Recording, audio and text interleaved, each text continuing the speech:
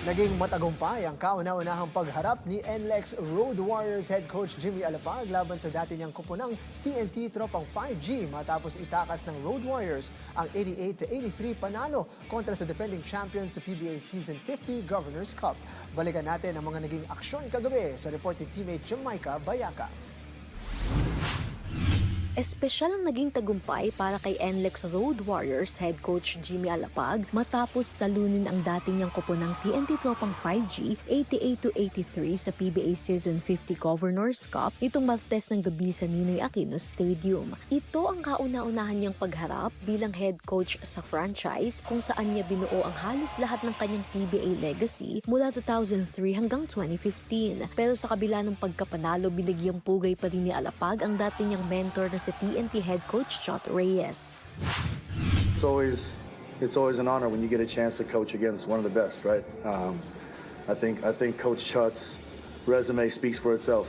Not just his success in the PBA, but also with the Gilas program. So, it's no surprise he has Talking Tex playing the way they are, even with so many key guys down. It's a credit to him and their staff. But again, proud of our guys. Coach Chot is somebody who I have, the utmost respect for. Obviously, we shared a lot of success together, both with the PBA, with Talking Tex, and with Gilas. And again, it's always an honor to be able, in my young PBA coaching career, to coach against one of the best.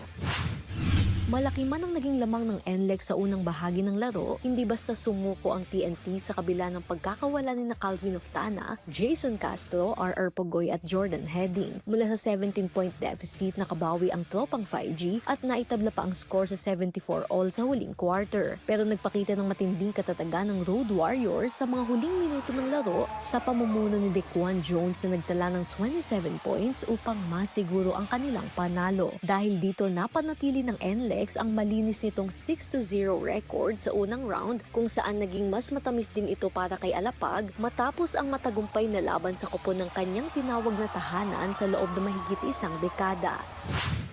A lot of credit goes to Talking Tex and Coach Chot. I thought, they have a group that plays, extremely hard, and they kind of make the game a little sloppy with their effort and their hustle.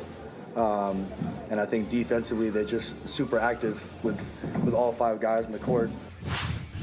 Samantala sa naunang laro kagabi, umaasa naman ang Titan Ultra Giant Risers na hindi malubha ang natamong pinsala ng rookie nitong si Mark Omega matapos isugod sa Manila Doctors Hospital. Sa laban kontra Macau Giant Pandas, bumagsak ng patalikod si Omega dahil sa banggaan nila ni Kobe Lam habang nag-unahan sa rebound sa fourth quarter. Sa kabila nito, napigilan pa rin ng Titan Ultra ang matinding paghabol ng Macau matapos maubos ang kanilang 29-point lead at nakalusot sa 132-128 na panalo.